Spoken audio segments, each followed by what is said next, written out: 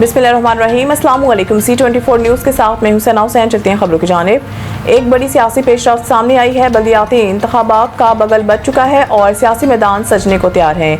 Chief election commissioner की जानिब से जारी करदा शेड्यूल के मुताबिक बल्दियाती इंतखाबात के लिए पोलिंग 2 अगस्त बरोज़ इतवार मुनक़िद होगी। इलेक्शन कमीशन ने इंतखाबी अमल को शफाफ और मुनज़्ज़म अंदाज में मुकम्मल करने के लिए मुख्तलिफ मराहिल का बाकायदा ऐलान कर दिया है।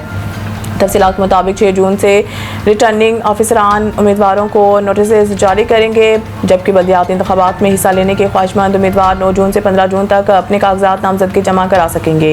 इंतखाबी शेड्यूल सामने आने के बाद सियासी जमातों और उम्मीदवारों ने अपनी सरगर्मियाँ तेज़ कर दी हैं। मुख्तलिफ हलकों में जोड़ तोड़ राब्ता मुहिम और इंतखाबी में हिकमत अमलियों पर काम शुरू हो चुका है, जबकि अवाम भी अपने मुमकिन नुमाइंदों पर नजरें जमाए हुए हैं।